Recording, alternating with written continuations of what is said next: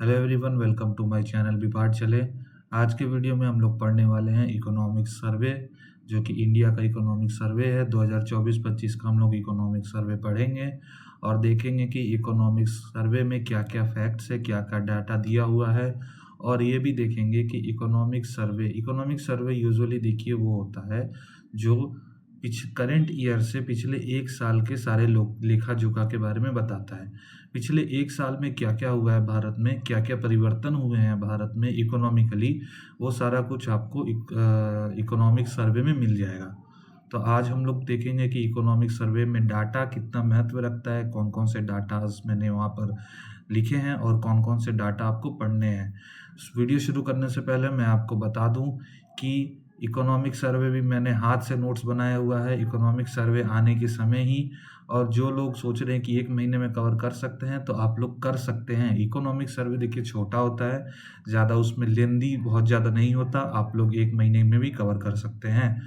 तो वीडियो शुरू करने से पहले मेरा आप लोगों से एक ही रिक्वेस्ट है कि चैनल को सब्सक्राइब ज़रूर करें और वीडियो को लाइक एंड शेयर करना ना भूलें। तो बढ़ते हैं आगे वीडियो की तरफ। देखते हैं आज की इकोनॉमिक सर्वे का डाटा कैसा होता है, कितना वास्ट है और कितना इम्पोर्टेंस रखता है। तो जैसा कि आप पहले ही पैराग्राफ में देख पा रहे होंगे कि हम लोग यहाँ रिपोर्ट के समरी को पढ़ेंगे, पूरा रिपोर्ट नहीं पढ़ेंगे। देखिए पूरा रिपोर्ट बहुत बड़ा होता है। अगर हम लोग इकोनॉमिक सर्वे पूरा रिपोर्ट पढ़ने बैठेंगे तो पूरा रिपोर्ट एग्जाम में आता भी नहीं है, इररिलेवेंट होता है। तो हम लोग सिर्फ रिपोर्ट के समरी को ही पढ़ते हैं क्योंकि समरी रिलेटेड क्वेश्चंस ही आते हैं। आप लोगों ने बीपीएससी के पिछले 4-5 साल के क्वेश्चंस के ट्रेंड्स को देखा होगा कि यूजुअली बीपीएससी जो है वो बजट के ऊपर ज़्यादा क्वेश्चन पूछता है। या अगर इकोनॉमिक सर्वे से क्वेश्चन पूछ भी रहा है तो वो डाटा रिलेटेड ही क्वेश्चन पूछता है, थियोरेटिकल क्वेश्चंस पे नहीं जाता। पर जहाँ तक बात बजट की है तो बजट में जो है बीपीएससी थ्योरेटिकल क्वेश्चंस पे भी जाता है, थ्योरेटिकल क्वेश्चंस भी पूछता है एमसीक्यू वे में, और बजट का डाटा क्वेश्चन भी पूछता है जो कि फैक्चुअल होता है, आपको याद करना पड़ता है। तो कहीं ना कहीं जो है इकोनॉमिक सर्वे उतना ज़्यादा रिलेवेंस नहीं होता है, बट हाँ होता है रिलेवेंट, आपको पढ़ना है। क्योंकि कब क्या बीपीएससी करते हैं, मैंने आपको पहले ही मिथ और फैक्ट क्लियर कर दिया है कि बीपीएससी है, वक्त जज्बात हालात बदलता है कैसे आपको खुद ही नहीं पता चलेगा। तो पढ़ना है इकोनॉमिक सर्वे। तो देख लेते हैं हम लोग रिपोर्ट के समरी को। सबसे पहले आप देख सकते हैं कि फाइनेंस मिनिस्टर सर्वे को प्रेजेंट कौन करता है, फाइनेंस मिनिस्टर जो है मिसेस निर्मला सीतारमन। ऑन 31 जनवरी 2025 को इकोनॉमिक सर्वे जो है प्रेजेंट किया गया है पार्लियामेंट में। तो इसके हम लोग देखेंगे कि हाइलाइट्स क्या क्या है। सबसे पहला है स्टेट ऑफ द इकोनॉमी देखेंगे। स्टेट ऑफ द इकोनॉमी में हम लोग जानेंगे जीडीपी के बारे में, ग्रॉस डोमेस्टिक प्रोडक्ट के बारे में।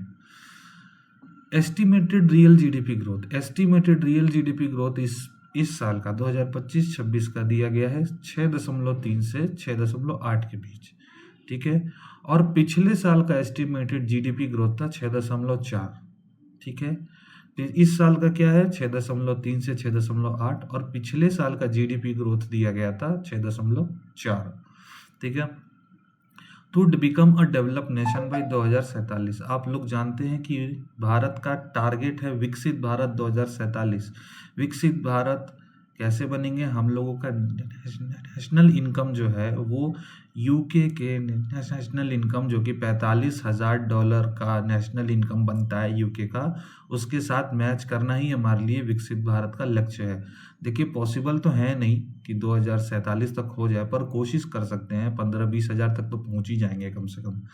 तो to become a developed nation by 2047 India would require sustained economic growth. Sustained economic growth का मतलब होता है हर साल बढ़ता हुआ इकोनॉमिक ग्रोथ, हर साल बढ़ता हुआ। सस्टेन्ड का मतलब होता है हर साल बढ़ता हुआ, सिमिलर वे में बढ़ता हुआ। Sustained economic growth of around 8%, हर साल कम से कम 8% के ग्रोथ के साथ भारत को आगे बढ़ना होगा, तभी जाकर जो है हम लोग 2047 तक यूके के बराबर पहुंचेंगे। यूके यानी नंबर 3 पे पहुंचेंगे। हम लोग कहने के लिए तो नंबर 3 पे पहुंच चुके हैं, पर अभी हम लोग कमाई के मामले में कहीं भी नहीं है, बहुत पीछे हैं हम लोग कमाई के मामले में। इसलिए नंबर 3 पे पहुंचेंगे हम लोग 2047 में। सस्टेन्ड इन्वेस्टमेंट ग्रेजुअली हम लोगों को इन्वेस्टमेंट्स करने होंगे। Improvement in consumer confidence, consumer के अंदर कॉन्फिडेंस लाना होगा। अब कंज्यूमर कौन है? हम हैं। तो हम खरीद क्या रहे हैं सरकार से? हम खरीदते कुछ भी नहीं है, हम सरकार की सेवाएं लेते हैं। जैसे हम सरकार का रोड यूज़ कर रहे हैं, सरकार के ब्रिजेस यूज़ कर रहे हैं, या सरकार के अलग अलग दिए हुए स्कीम्स को यूज़ कर रहे हैं, या प्रधानमंत्री आवास योजना का दिया हुआ घर यूज़ कर रहे हैं, या अभी जो दिल्ली डेवलपमेंट अथॉरिटी जो घर दे रही है दिल्ली में वो यूज़ कर रहे हैं। तो उन प्रोडक्ट्स में एक कॉन्फिडेंस बिल्ड करना ये भी बहुत इंपॉर्टेंट होता है। तो improvement in customer confidence and pickup in corporate wages. Corporate sector में आप लोग जानते हैं कि वेजेस की क्या अवस्था है। वेजेस सही मिलते नहीं है, और वेजेस सही नहीं मिलने के कारण लोग काम करना नहीं चाहते कॉर्पोरेट सेक्टर में। कुछ कॉर्पोरेट सेक्टर तो ऐसे होते हैं जो रातों रात लोगों को नौकरियों से भी निकाल देते हैं। तो कॉर्पोरेट सेक्टर में जो है एक पिकअप, कॉर्पोरेट सेक्टर के वेजेस में एक पिकअप को ले आने के लिए हम ले आना होगा। तभी हम लोगों का जो है एक सपोर्टिंग ग्रोथ फैक्टर शुरू होगा, तभी हम लोग ग्रोथ की तरफ बढ़ पाएंगे। तो क्या क्या हम लोगों को करना है ग्रोथ के लिए? एक सस्टेन्ड इन्वेस्टमेंट होना चाहिए हमारा, ग्रेजुअल इन्वेस्टमेंट। कंज्यूमर के कॉन्फिडेंस में इम्प्रूवमेंट होना चाहिए कि जो सरकार प्रोवाइड कर रही है उसमें हमारा एक कॉन्फिडेंस बिल्डअप है।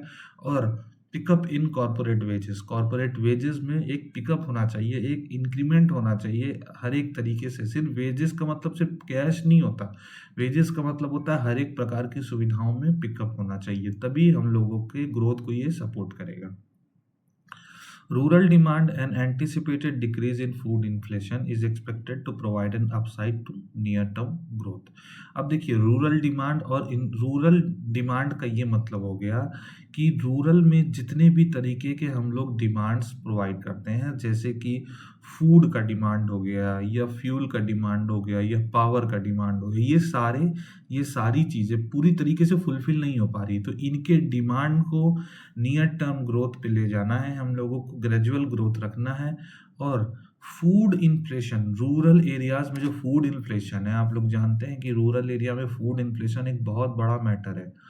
फूड सबसे ज़्यादा प्रोड्यूस रूरल इंडिया में ही होता है, रूरल एरियाज में ही होता है।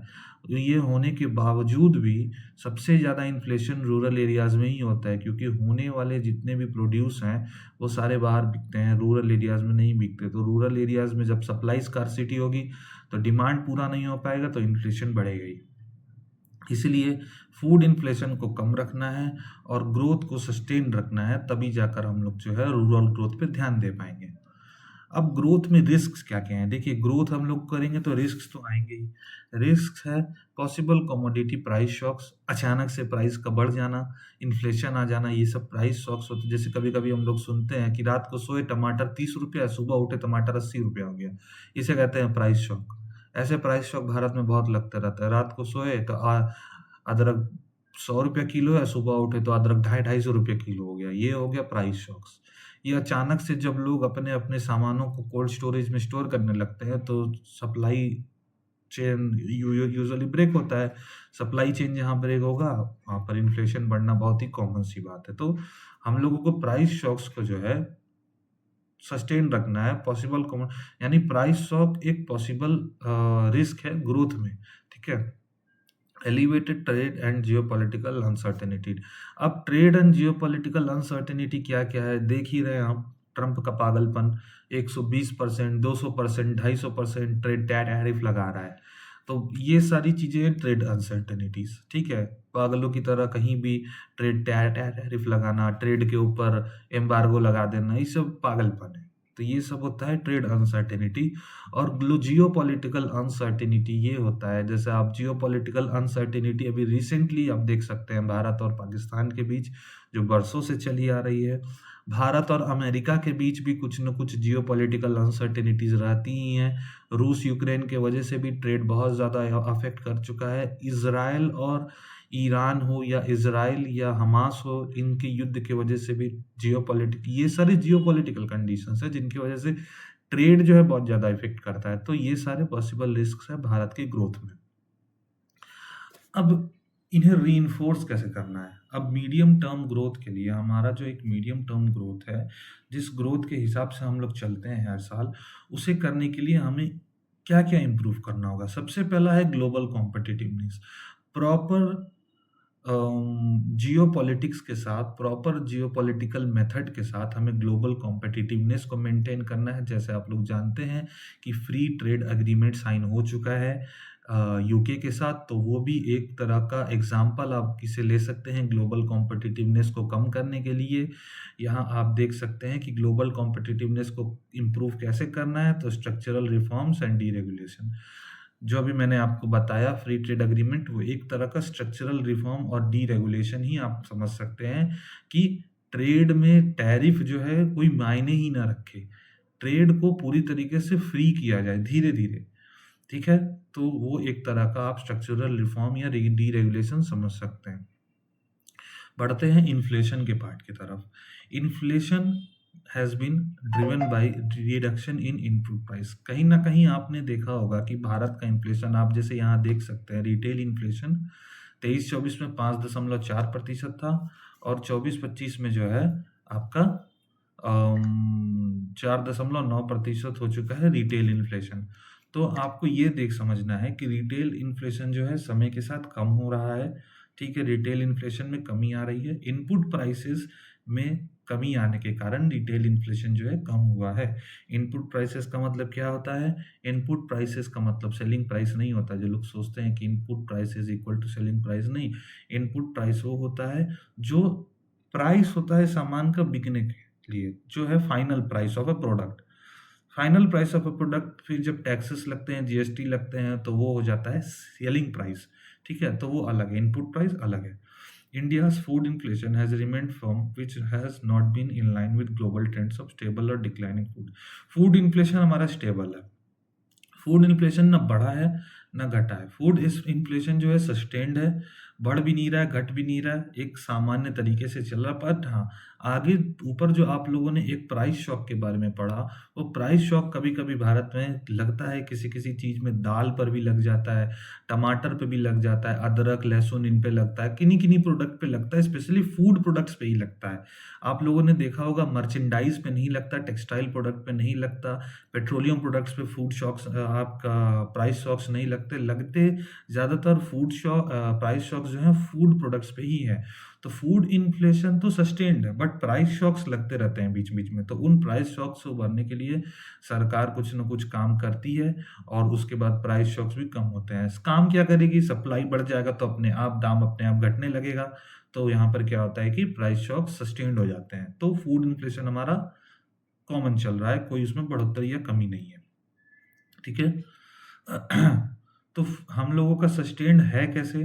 तो सस्टेन्ड ऐसे कि this is primarily driven by commodities such as vegetable and pulses. अभी जो मैं आपको बता रहा था कि ये जो प्राइस शॉक्स लगते हैं अचानक अचानक से, वो कैसे लगते हैं? तो वो यूजुअली वेजिटेबल और पल्सेस में ही लगते हैं। ठीक है, फूड इन्फ्लेशन की बात कर रहे हैं तो वेजिटेबल और पल्सेस ही हैं। लेकिन और भी इन्फ्लेशन की अगर आप बात करें ना, तो उसमें भी आपको परसेंटेज वाइज फूड इन्फ्लेशन ही ज़्यादा दिखेगा, क्योंकि फूड फूड इन्फ्लेशन जो है ना, वो शॉक देता है बहुत ज़्यादा। बाकी कमोडिटीज़ में आपको इन्फ्लेशन दिखे ना दिखे, थोड़ा तेल के दाम में आपको इन्फ्लेशन दिखेगा, आपको लैंड प्राइसेस में इन्फ्लेशन दिखेगा, डेवलपमेंट में ही होता है, बढ़ेंगे। बट फूड इन्फ्लेशन जो है, फूड इन्फ्लेशन बहुत ज़्यादा फैक्टर रखता है एक इन्फ्लेशन के पार्ट में। तो फूड इन्फ्लेशन हम लोग को पता होना चाहिए। यहाँ मैंने चार्ट बना दिया है फूड इन्फ्लेशन का, आप लोग देख सकते हैं कैसे फूड इन्फ्लेशन बढ़ा है। 24-25 में 8.4% हो गया था, अप्रैल से दिसंबर के महीने के बीच। ठीक है, this can be attributed to supply chain disruption. अभी मैंने आपको बताया ही कि सप्लाई चेन जब जब डिसरप्ट होता है तो इन्फ्लेशन बढ़ता है। ये reduced harvest of some food item, जब हार्वेस्टिंग कम होता है, सही से फसल होगी नहीं, फसल होगी नहीं तो सप्लाई चेन तो डिसरप्ट होगा ही, तो उसकी वजह से भी बढ़ता है। Vegetables are more susceptible to even weather compare to food grains. Vegetables के ही मामले में ये चीज़ें ज़्यादा होती है, और ये चीज़ें आप लोग अपने आए दिन में भी, आम दिन में भी इस चीज़ को देखते होंगे कि ये चीज़ें वेजिटेबल्स को ही ज़्यादा शॉक करती हैं। तो आपको ये समझ के रखना है कि इन फूड इन्फ्लेशन में यूजुअली मोर सस्पेक्टेबल क्या है, even compare to food grain vegetables ज़्यादा सस्पेक्टेबल होते हैं। तो अब मेजर्स क्या क्या है प्राइस स्टेबिलिटी को इंक्लूड करने के लिए? मेजर्स आप जरूर से याद करेंगे, क्योंकि डायरेक्ट क्वेश्चन पूछ सकता है एमसीक्यू एग्जाम में। Developing climate resilient crop variety. अब क्लाइमेट रेजिलिएंट क्रॉप वैरायटी के लिए कितने डिस्ट्रिक्ट्स को ऐड किया गया था स्कीम में, आप मुझे बताएंगे। कल मैंने इसे बजट के क्लास में जो है पढ़ाया था, तो आप बताएंगे कि क्लाइमेट रेजिलिएंट क्रॉप वैरायटी के लिए कौन सा स्कीम लागू किया गया और कितने डिस्ट्रिक्ट्स में लागू किया गया है। Training farmers on best practices, यानी उनके स्किल को इम्प्रूव करना है। And use of high yield and disease resistant seeds, ठीक है। कहीं ना कहीं हाई यील्ड और डिजीज रेजिस्टेंट सीड्स का हम लोग को यूज करना है, यानी हो सकता है कि हम लोग फ्यूचर में जीन म्यूटेशंस वाले सीड्स का भी यूज करें। तो जीन म्यूटेशंस वाले सीड्स में हम लोगों को क्या फ़ायदे मिलते हैं, उनमें यील्ड हाई होता है और डिजीज रेजिस्टेंट होते हैं, ठीक है। Robust data collection and analysis to monitor price and stock. Data collection को हमको प्रॉपर रखना है और मॉनिटर करना है प्राइस एंड स्टॉक्स को, ठीक है। स्टॉक्स और प्राइसेस को मॉनिटर करना और डाटा कलेक्शन भी ज़रूरी इसलिए होता है क्योंकि देखिए, अगर आप डाटा नहीं जान के रखेंगे कि किस महीने में क्या हो रहा है, तो आप आने वाले प्राइस शॉक के लिए प्रिपेयर नहीं कर पाएंगे, ठीक है। तो डाटा को रखना बहुत ज़्यादा जरूरी। डाटा को गैदर करने का कारण ही यही होता है कि आने वाले किसी ऐसी अनसर्टिनिटी में हम खुद को कैसे प्रिपेयर कर रहे हैं। तो डाटा कलेक्शन और प्राइस एंड स्टॉक्स का एनालिसिस इसीलिए इंपॉर्टेंट हो जाता है। The survey noted that declining prices of imported commodities is favorable for India's domestic inflation, ठीक है। अगर इंपोर्टेड कमोडिटीज के प्राइसेस, अब आप समझ पा रहे हैं कि इंडिया यूके में फ्री ट्रेड एग्रीमेंट क्यों हुआ। फ्री ट्रेड एग्रीमेंट होने का कारण ही यही है कि इंपोर्टेड कमोडिटीज के प्राइसेस में जब डिक्लाइन आएगा, जब तो कमी आएगी, तो इंडिया का डोमेस्टिक इन्फ्लेशन अपने आप कम होने लगेगा क्योंकि कॉम्पिटिटिवनेस कम हो जाएगा ना। कॉम्पिटिटिवनेस जहां कम होगा वहां इन्फ्लेशन अपने आप कम होने लगेगा। इस चीज को याद रखेंगे। करंट अकाउंट बैलेंस देख लेते हैं। Recent increase in current account deficit can be attributed to an increase in merchandise and trade deficit, ठीक है। यहाँ पर आप देख सकते हैं नंबर वाइज मैंने दिया हुआ है। 23-24 के सेकेंड क्वार्टर में 65 बिलियन था हम लोग का करंट अकाउंट डेफिसिट। एक्सपोर्ट और इंपोर्ट के इन्वेस्टमेंट्स में जो एक डेफिसिट आता है उसे हम लोग कहते हैं करंट अकाउंट डेफिसिट। अब उसमें अंतर जो आता है, उस अंतर को करंट अकाउंट डेफिसिट कहा जाता है। वही यहाँ दिया हुआ है कि 23-24 के सेकेंड क्वार्टर में 65 बिलियन था, जो कि 24-25 के सेकेंड क्वार्टर में 75 बिलियन हो गया। तो हम लोगों का करंट अकाउंट का जो डेफिसिट था वो धीरे बढ़ गया है, ठीक है। जीडीपी वाइज कम हुआ है। जीडीपी वाइज आप यहाँ देख सकते हैं कि 1.2%, पर हाँ नंबर वाइज वो बढ़ा है, जिसका कारण है increase in merchandise trade deficit. Merchandise के ट्रेड में जो हमारी कमी आई है उसके कारण जो है करंट अकाउंट डेफिसिट बढ़ा है। This was question by N increase in net services receipts and private transfer, ठीक है। अब नेट सर्विसेज हमारी इंक्रीज हुई है और प्राइवेट ट्रांसफर हमारे बढ़े हैं, तो उसके वजह से है थोड़ा हम लोगों का बैलेंस बना है। जो आप यहाँ जीडीपी की परसेंटेज में देख रहे हैं, ये परसेंटेज हमारे नेट सर्विसेज रिसीट्स और प्राइवेट ट्रांसफर की वजह से जो है मेंटेन्ड है, वरना वो भी बढ़ता ही। The survey noted that India's current account deficit has been relatively contained compared to other countries such as Brazil and Australia. Brazil and Australia में जो परिस्थिति है करंट अकाउंट डेफिसिट की, मैंने यहाँ डाटा लिखा नहीं है ब्राज़ील और ऑस्ट्रेलिया की क्या परिस्थिति, बहुत खराब है। उनके मुकाबले हमारा करंट अकाउंट डेफिसिट बहुत कम है, ये यहाँ बताया गया। क्योंकि ब्राज़ील और ऑस्ट्रेलिया भी कहीं ना कहीं एक डेवलपिंग नेशन है, तो डेवलपिंग नेशन के साथ कंपेयर अगर हम नहीं कर सकते तो हम फिर डेवलप्ड कैसे बनेंगे। तो वही यहाँ पर लिखा कि ब्राज़ील और ऑस्ट्रेलिया के साथ अगर कंपेयर किया जाए तो भारत का करंट अकाउंट डेफिसिट बहुत सस्टेन्ड है, ना ये बढ़ रहा है ना ये घट रहा है। थोड़ा बढ़ा है बट उस हिसाब से नहीं बढ़ा है जिस हिसाब से ब्राज़ील या ऑस्ट्रेलिया में बढ़ा है। To remain competitive and improve participation in global supply chains, India must continue to reduce trade costs and improve export competitiveness. मैंने ऊपर आपको बता ही दिया फ्री ट्रेड एग्रीमेंट के साथ रिलेट करते हुए कि ट्रेड कॉस्ट कैसे कम हुआ और इम्पोर्ट कॉम्पिटिटिवनेस कैसे कम हुआ है। ये कम होगा तभी जाके इन्फ्लेशन सस्टेन्ड होगा, तभी हमारा जो है करंट अकाउंट बैलेंस भी जो है मेंटेन रहेगा, और इन्फ्लेशन कम होगा तो डेवलपमेंट भी बढ़ेगा और ग्रोथ भी होगा। पब्लिक फाइनेंस देख लेते हैं। Central governments indicator of fiscal discipline है प्रोग्रेसिवली इम्प्रूव्ड, ठीक है। फिस्कल डिसिप्लिन प्रोग्रेसिवली इम्प्रूव्ड हुआ है।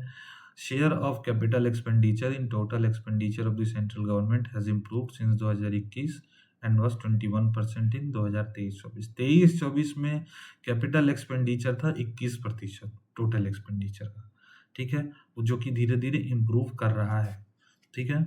This has insured a comfortable financing of the CED despite moderation in house hold saving.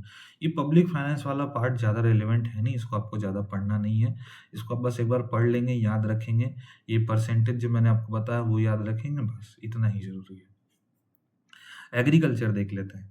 Agriculture का एवरेज एनुअल ग्रोथ रेट 5% है between 16-17 and 22-23। Data है पूरा, याद रखेंगे।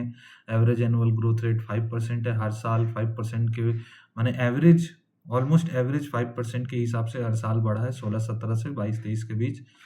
3.5% growth in the second quarter of 24-25। 24-25 के second quarter में 3.5% की growth हमें देखने को मिली है। इनकम, एग्रीकल्चरल इनकम 5.2% से इंक्रीज हुआ है एनुअली, देख सकते हैं आप लोग डाटा यहाँ पर, over the past decade as compare to 6.2% for non agriculture income. Non agricultural income में पास्ट डिकेड में जो है वहाँ पर 6.2% से इंक्रीमेंट हुआ है, जबकि एग्रीकल्चर इनकम में एनुअली 5.2% से जो है इंक्रीमेंट हुआ है। तो ये खराब नहीं है, अगर नॉन फार्म से 6.2 है और एग्रीकल्चर से 5.2 है तो हम ये समझ सकते हैं कि इनकम डिस्पैरिटी जो है, एक जो इनकम डिस्पैरिटी का लेवल होता है वो धीरे धीरे कम हो रहा है। जो रूरल और अर्बन माइग्रेशन का सबसे बड़ा कारण होता है इनकम डिस्पैरिटी, वो धीरे धीरे कम होगा। जब इनकम अर्बन और रूरल एरियाज में सेम होने लगेंगी तो इनकम डिस्पैरिटीज अपने आप कम हो जाएंगी और माइग्रेशन भी धीरे धीरे कम हो जाएगा, ठीक है। Sustained growth in the sector has been supported by remunerative prices, improved access to institutional credit, enhancement in productivity and crop diversification, ठीक है। एग्रीकल्चर के सेक्टर में ग्रोथ के कौन कौन से फैक्टर्स हैं, तो रेम्यूनरेटिव प्राइसेस कौन कौन से, जो एमएसपी हमें गवर्नमेंट देती है वो हमारे लिए एक रेम्यूनरेटिव प्राइसेस है। हमें जो सब्सिडीज भी मिलती हैं एग्रीकल्चर में, जिन प्रोडक्ट्स के लिए हमें कम पेमेंट करना पड़ता है, वहाँ भी हम रेम्यूनरेटिव प्राइसेस ही पे करते हैं। और improved access to institutional credit, loan वगैरह जो हम लोगों को आसानी से मिलती है, जैसे कि आप लोगों ने वहाँ केसीसी में पढ़ा उस कल के वीडियो में कि 3 लाख से बढ़ाकर 5 लाख कर दिया गया है इंस्टीट्यूशनल क्रेडिट को, तो वहाँ भी इम्प्रूवमेंट है। इन्हेंसमेंट इन प्रोडक्टिविटी भी हमारी इम्प्रूव हुई है और क्रॉप डाइवर्सिफिकेशन भी मेंटेन किया गया है। Crop yield in India are considerably lower compare to other country. अब प्रोडक्टिविटी इंक्रीज हुई है पर यील्ड कम है। यील्ड का मतलब क्या होता है, जैसे मान लीजिए आपके पास 1 बीघा खेत है और बगल वाले के पास भी 1 बीघा खेत है। अब आपके 1 बीघा खेत में आपका 1 टन गेहूं हो रहा है और बगल वाले के 1 बीघा खेत में 1.5 टन गेहूं हो रहा है, तो यील्ड किसका ज़्यादा है? यील्ड तो बगल वाले का ज़्यादा है, ठीक है। बगल वाला मान लीजिए ब्राज़ील और हम इंडिया है, तो ब्राज़ील का तो यील्ड ज़्यादा है, हमारा यील्ड कम हो रहा है। तो हमारी यील्ड को जो है हमें बढ़ाना है। प्रोडक्टिविटी को बढ़ाने के लिए यील्ड बढ़ाना बहुत ज़्यादा ज़रूरी होता है, क्योंकि यील्ड अगर अच्छा होगा तो कट छट के प्रोडक्टिविटी भी हमारी अच्छी होगी। अगर 1 टन हमारा यील्ड है तो प्रोडक्टिविटी कम से कम 900 किलो तो आ ही जाएगा। 100 किलो अगर दूल्हा धक्कड़ में निकल भी जाए तो हमारा 900 किलो प्रोडक्टिविटी हो जाएगा। तो यील्ड को हमें हमेशा अच्छा रखना है। Crop productivity is linked to on farm and post harvest inputs, ठीक है। अभी जो मैंने आपको बताया कि on farm and post harvest inputs अच्छे होने चाहिए हमारे।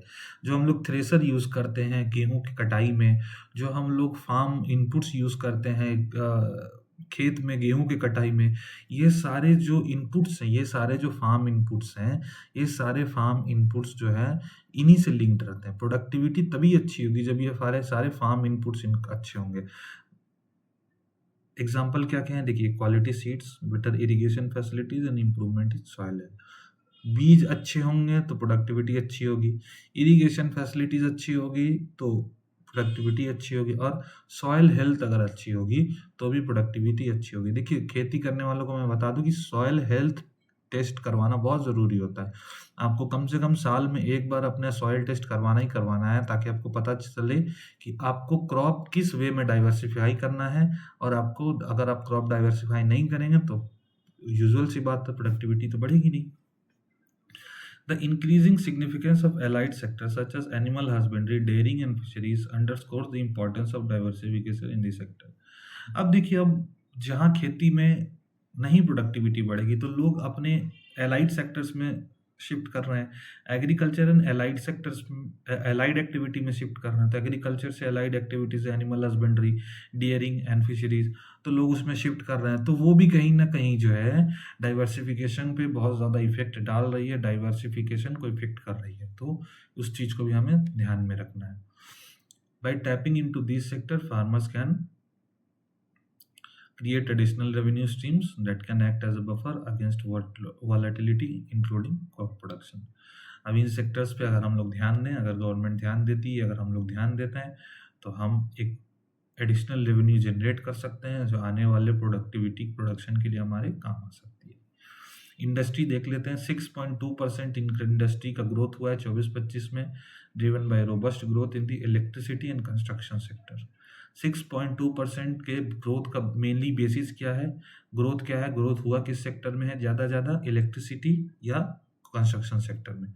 Industrial growth declined to 3.6% in the second quarter of the 24-25 due to factors such as slowdown in manufacturing export due to intensified trade competition and industrial policies of major trading nations। मैंने आपको बता ही दिया पहले ही, जब मैं आप शुरू कर रहा था वहीं मैंने आपको बताया कि यूजुअली हम लोगों का स्लो डाउन होने का कारण क्या क्या है। यही कारण है, ट्रेड कंपटीशन और मेजर ट्रेडिंग नेशंस के साथ इंडस्ट्रियल पॉलिसीज, ये बहुत ज़्यादा इफेक्ट करती है। अब यूके में देखिए, यूके में प्रॉब्लम यही है, यूके में प्रॉब्लम ये है कि वहाँ इंडस्ट्रियल पॉलिसी इस तरीके की है ना कि वहाँ इंपोर्ट और एक्सपोर्ट करना बहुत मुश्किल हो रहा था, जिसकी वजह से हमें फ्री ट्रेड एग्रीमेंट साइन करना पड़ा। तो यही कारण हो रहा था स्लो डाउन का, जो कि हम लोग अब स्लो डाउन मुझे लगता है नहीं होगा, क्योंकि बहुत सारे कंट्रीज के साथ बात चल रही है यहाँ पर फ्री ट्रेड एग्रीमेंट साइन करने की। ऑस्ट्रेलिया के साथ भी बात ऑनगोइंग है, साइन हो जाएगा बहुत जल्द से जल्द। तो धीरे धीरे जो है ये जो प्रॉब्लम है आपका ट्रेड कंपटीशन और industrial policy of major trading nation, ये धीरे धीरे कम हो जाएगी, तो ग्रोथ भी जो है सस्टेन होने लगेगा। Unprecedented level of monsoon which slowed down activities such as mining and construction। पिछले 2-3 साल से आप एल नीनो देख ही रहे हैं कि एल नीनो की क्या परिस्थिति है। इस साल ला नीना शुरू हो चुका है, बारिश में तो आप देख ही रहे हैं किस तरीके की बारिश हो रही है। तो कहीं ना कहीं वेदर पैटर्न भी बहुत ज़्यादा मायने रखता है ग्रोथ के स्लो डाउन में, यूजुअली माइनिंग या कंस्ट्रक्शन में, क्योंकि माइनिंग और कंस्ट्रक्शन में जितने ड्राई डेज रहेंगे उतना ज़्यादा अच्छा है। वेट डेज में माइनिंग या कंस्ट्रक्शन तो हो नहीं सकती। Gujarat, Maharashtra, Karnataka and Tamil Nadu account for around 43% of the total industrial gross state value added। 4 state का नाम आपको याद रखना है, कौन कौन से, गुजरात, महाराष्ट्र, कर्नाटका एंड तमिलनाडु। ये 4 स्टेट 43% का रेवेन्यू जनरेट करते हैं for gross state value added. ठीक है, वैल्यू ऐड करवाते हैं ये 4 स्टेट, कौन कौन से, Gujarat, Maharashtra, Karnataka and Tamil Nadu. On the other hand 6 north eastern state, अगर सिक्किम और आसाम को छोड़ दिया जाए तो बाकी जो 6 नॉर्थ ईस्टर्न स्टेट है वो सिर्फ 0.7% कंट्रीब्यूट करते हैं ग्रॉस वैल्यू एडेड में। ठीक है, तो इस चीज़ से आप समझ सकते हैं कि इंडस्ट्रियल ग्रोथ की ज़्यादा कहाँ ज़रूरत है। जो लोग बिहार का मजाक बनाते हैं, हम बता दें इंडस्ट्रियल ग्रोथ की ज़्यादा ज़रूरत नॉर्थ ईस्ट को है, बिहार को नहीं। बिहार में फिर भी है, नॉर्थ ईस्ट को पहले इंप्रूव कर दो। 0.7% का है, सिर्फ 6 स्टेट मिलके 0.7% सिर्फ जो है उनका कंट्रीब्यूशन है। तो पहले उन्हें ठीक करिए, बिहार को मॉक ना करें। Survey noted that there is a need to focus on industrial strategies for unique strategies like north eastern region. ठीक है, नॉर्थ ईस्टर्न रीजन के लिए हमें एक यूनिक स्ट्रेटजी फॉलो करनी होगी। देख ही रहे हैं क्या हालत है ये लोग का यही हालत रहा तो कहाँ ही करा जाएगा ये लोग।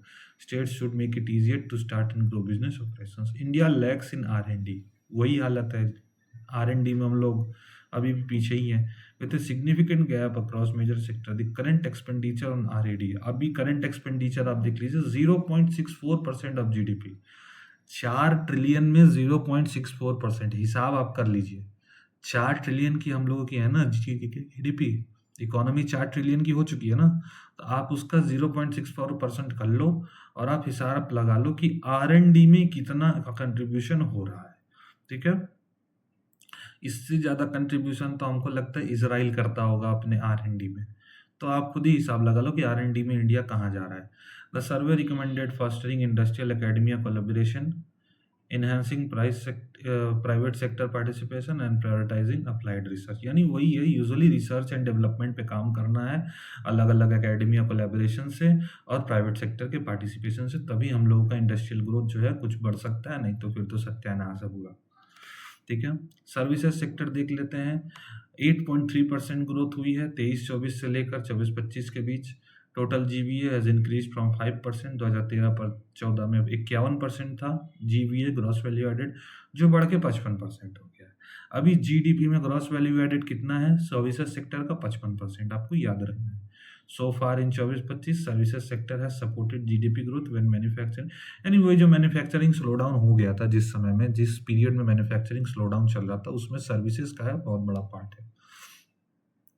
सर्वे noted that there is a need for appropriate skilling of the labour, skilling की ज़रूरत है सेक्टोरल ग्रोथ के लिए। For this effort are needed all tiers of government. हाँ, तो यहाँ पर सर्विसेज सेक्टर में स्किलिंग बहुत ज़्यादा मायने रखता है। स्किल तो आप देखते ही हैं कितना है हम लोगों का इंस्टाग्राम पे और फेसबुक पे, तो वो स्किल नहीं, हम लोगों को टेक्निकल स्किल पे काम करना है, मेंटल स्किल के ऊपर काम करना है और कंप्यूटर स्किल के ऊपर काम करना है, तभी सर्विसेज सेक्टर में जो है ग्रोथ आ सकती है। In additional there is need for appropriate skilling for labour force, ये तो हम लोगों ने देख लिया। In addition there is need to review and amend complicated procedures, regulation, rules of the grass root level that hinder the growth of a sector. ठीक है, यानी जितने भी प्रोसेस हैं, जितने भी हम लोग प्रोसेस फॉलोज कर रही है सरकार, जितने भी गवर्नमेंट या एडमिनिस्ट्रेशन प्रोसेस को फॉलो करती है सर्विसेज सेक्टर के, उन्हें ग्रास रूट लेवल तक एकदम सिंप्लीफाई करके रखना है ताकि सर्विसेज सेक्टर का जो है ग्रोथ भी बना रहे, क्योंकि आधा दिन हम लोग सर्विसेज सेक्टर के ही सहारे चल रहे हैं। ठीक है, सर्विसेज सेक्टर भी अगर खत्म हो जाएगा ना, तो फिर भारत का सस्टेनेबल होना बहुत मुश्किल हो जाएगा। इंफ्रास्ट्रक्चर देख लेते हैं। Capital expenditure by central government on major infrastructure has increased at a rate of 39% from 19-20 to 23-24। ठीक है, 39% से बढ़ा है 19 से 20, यानी 19 से लेकर 24 के बीच 39% की ग्रोथ है। India's current infrastructure spending need to be increase to meet developmental goals. अभी भी इंफ्रास्ट्रक्चर हम लोगों को स्पेंडिंग को बढ़ाना होगा, तभी जाकर जो है ग्रोथ हो सकती है। 5 साल में 39% का इंक्रीमेंट हुआ है, पर इंफ्रास्ट्रक्चर स्पेंडिंग और बढ़ाना होगा। Despite the measures taken by central government along with states and PSUs, there is still a significant unmet demand for infrastructure development. This needs to be filled with innovative model of financing and greater private participation. ठीक है, अब states और PSU का तो alignment है ही, पर अभी भी उस तरीके से इंफ्रास्ट्रक्चर डेवलपमेंट हो नहीं रहा है। आप लोग देख ही लेते हैं इंस्टाग्राम पे, सोशल मीडिया पे, न्यूज़ पे कि कैसा इंफ्रास्ट्रक्चर डेवलपमेंट हो रहा है। मेरे घर के यहाँ तो कमर तक पानी लगता है, तो मैं क्या ही बोल सकता हूँ डेवलपमेंट के बारे में। फिर भी डेवलपमेंट को करने के लिए हमें ग्रेटर प्राइवेट पार्टिसिपेशन को बढ़ावा देना होगा और फाइनेंसिंग के लिए एक मॉडल बनाना होगा। तब ये सब किताबी बातें हैं, ये सब होगा कब नहीं पता, पर किताब में चलो लिख देते हैं, हो तो जाएगी। There is a need to accelerate infrastructure investment over the next 20 years to sustain a high growth rate. ठीक है, वही चीज़ है, इन्वेस्टमेंट को बढ़ाना है अगले 20 साल तक, तभी कुछ हो सकता है। बढ़ेगा कि नहीं पता, पर चलो बढ़ाना है, किताब में लिख दिया बढ़ाना है। These cannot be met by public sector alone as there are binding budget constraints to different tiers of government. ठीक है, प्राइवेट पार्टिसिपेशन वही सब लिखा है, वही प्राइवेट पार्टिसिपेशन करना है प्रोजेक्ट प्लानिंग में, फाइनेंसिंग में, कंस्ट्रक्शन में, मेंटेनेंस में, मोनेटाइजेशन में। प्राइवेट पार्टिसिपेशन में भी इतना हालत ख़राब है इंफ्रास्ट्रक्चर का कि आदमी रोड पे गड्ढा हो जा रहा है, रोड अपने आप धंस जा रहा है, कहीं ब्रिज गिर जा रहा है, कहीं कुछ हो जा रहा है। ये सब किताब भाषा आप लोग पढ़ के जाइए, एग्जाम में टिक मारिए, बस सीरियसली नहीं लेना है ये सबको कि हम अफसर बनेंगे तो हम भी ये सब करेंगे, ये सब होने नहीं वाला है। सिर्फ इसको याद करिए और एग्जाम में टिक मारिए बस। एम्प्लॉयमेंट देख लेते हैं। एनुअल अनएम्प्लॉयमेंट रेट 6% है, 17-18 में था, जो कि घट के 3.2% हो गया 23-24 में। ठीक, इंडिविजुअल से एज 15 और अबव। ठीक, यानी हमारा जो लेबर वर्क फोर्स है 15 से 60 के बीच का जो होता है, वो पहले 6% था एनुअल अनएम्प्लॉयमेंट रेट, अभी 3.2% हो गया 23-24। Recovery has been accompanied by increase in the labour force participation rate and worker to population ratio. ठीक है, जैसे जैसे लेबर फोर्स पार्टिसिपेशन बढ़ा है, वैसे वैसे जो है अनएम्प्लॉयमेंट धीरे धीरे कम होती गई। लेबर फोर्स पार्टिसिपेशन का मतलब ये होता है कि जो लेबर फोर्स इनफॉर्मल सेक्टर में था वो धीरे धीरे फॉर्मल सेक्टर में शिफ्ट हो रहा है। तो जब तक लोग फॉर्मल सेक्टर में शिफ्ट नहीं होंगे तब तक हम लोग कैसे अंदाजा लगाएंगे कि अनएम्प्लॉयमेंट है कितना, क्योंकि इनफॉर्मल सेक्टर का तो कोई डाटा ही नहीं है। फॉर्मल सेक्टर में लोग जा रहे हैं तब पता चल रहा है कि हाँ धीरे धीरे अनएम्प्लॉयमेंट कम हो रही है। सेल्फ एम्प्लॉयड 52% थे 17-18 में, जो बढ़ के 58% हो चुके हैं 23-24 में, जो कि क्या रिफ्लेक्ट करता है, एंटरप्रेन्योरशिप ग्रोथ और preference for working flexible working conditions. लोग काम नहीं करना चाहते दूसरे के अंडर में, खुद मालिक बनना है तो चलो एंटरप्रेन्योरशिप। रेगुलर से salaried job decrease from 23% to 22%। ठीक है। Increasing flexibility in the labour market will create an enabling environment for business to grow. वही किताबी भाषा है, फ्लेक्सिबिलिटी लाना है लेबर मार्केट में, तभी जाके बिजनेस बढ़ेगी। फ्लेक्सिबिलिटी आएगी कैसे? वेजेस इंप्रूव हो नहीं रहे हैं, वेजेस इंप्रूव नहीं होंगे तो कहाँ से फ्लेक्सिबिलिटी आएगी? टाटा मोटर्स में काम करने वाला दिन का 1000 कमाता है, मेरे बगल के फैक्ट्री में काम करने वाला दिन का 250 रुपया कमाता है। फ्लेक्सिबिलिटी आना तो इम्पॉसिबल है। तो लिखा हुआ है, आप पढ़ लेना है आपको कि फ्लेक्सिबिलिटी आएगी तो इम्प्रूव होगी, और आएगी कोई गारंटी नहीं है। India's labor regulation impose extensive compliance regulatory requirements on business. Micromanaging regulations create unnecessary administrative burdens that hinder business and growth. बकवास बात तो मत पढ़िएगा। There is a need to focus on improving learning outcomes and employability. ठीक है। Learning outcome जो हम पढ़ रहे हैं उसको हम लोग कैसे एम्प्लॉयबिलिटी में यूज़ कर सकते हैं उसे भी समझना है। इम्प्रूवमेंट किसके किसके में चाहिए? स्कूल लेवल में इम्प्रूवमेंट करना होगा। कैसे? किसमें? लैंग्वेज में, मैथमेटिक्स में और साइंस प्रोफिशिएंसी में। ठीक। Higher education level by incorporating skills for new age technologies such as AI and ML। AI और ML का भी जो है स्किल डेवलपमेंट जरूरी है। मुझे तो ये नहीं समझ में आता कि मैं कल को अगर डिप्टी मजिस्ट्रेट बन जाऊं तो मैथमेटिक्स और साइंस प्रोफिशिएंसी का उसमें क्या काम है मुझे नहीं पता, बट जो स्किल मुझे डिप्टी मजिस्ट्रेट बनने के लिए चाहिए, DM बनने के लिए या डिप्टी कलेक्टर बनने के लिए चाहिए, वो स्किल्स हैं मुझ में, पर फिर भी मुझे मैथमेटिक्स और साइंस प्रोफिशिएंसी आना चाहिए। स्किल है या नहीं ये नहीं जानना है कि आप में मैथमेटिक्स और साइंस का स्किल है या नहीं, आपको पता है या नहीं कि ऑक्सीजन का फॉर्मूला क्या है, कैसे हाइड्रोजन जलने पे पानी बन जाता है। तो ये सब जानना ज़्यादा जरूरी है डिप्टी कलेक्टर बनने के लिए, समझे। लास्ट हम लोग देख लेते हैं डीरेगुलेशन के बारे में। There is a tendency for Indian firms to remain small by doing so. ठीक है, मैंने ये टेंडेंसी है स्मॉल लेने का, ताकि देखिए अब स्मॉल लेने की वजह से क्या होता है, अगर कोई कंपनीज स्मॉल ही चल रही तो वो MSME में आ नहीं पाएंगी, उन्हें इंस्टीट्यूशनल कैपिटल का फ़ायदा नहीं मिलेगा, टैलेंट जो है स्किल्ड टैलेंट उनसे छूट जाएगा, या टेक्नोलॉजी वो इन्फ्यूज़ नहीं कर पाएंगे। अब सरकार से सहायता नहीं मिलेगी तो कैसे ये सब इम्प्रूव होगा। तो हमें क्या है, छोटे जो बिजनेसेस है, जो फर्म्स है, उन्हें स्केल अप करना है। वही लिखा है स्केल अप करना है। तो स्केल अप क्यों नहीं हो पा रहा है? The reason for not scaling up is to remain outside the regulatory radar and steer clear of labour and safety laws. यानी लेबर और सेफ्टी लॉ से बचने के लिए लोग अपने बिजनेस को बढ़ाना नहीं चाहते, पर हाँ उन्हें बढ़ाना है। ठीक है, अगर बढ़ाएंगे नहीं तो MSME में आएंगे नहीं, MSME में आएंगे तभी सरकार से जो है आपको अलग अलग तरीके की स्कीम्स की फैसिलिटीज मिल पाएंगी। Survey noted that deregulation is critical for MSME। मैंने अभी आपको बता दिया MSME के लिए बहुत जरूरी है, other than large enterprise, as the latter usually find a way around compliance.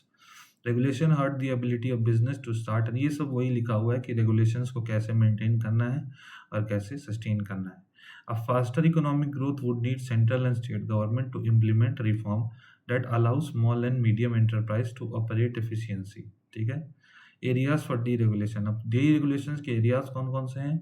Land है, लेबर है, ट्रांसपोर्ट है, लॉजिस्टिक्स है। इन एरियाज में डीरेगुलेशन ज़्यादा जरूरी है, क्योंकि इनफॉर्मल सेक्टर भी अगर आप देखते हैं तो ज़्यादा से ज़्यादा लोग इन्हीं सेक्टर्स में काम करते हैं, ना कि बाकी सेक्टर्स में।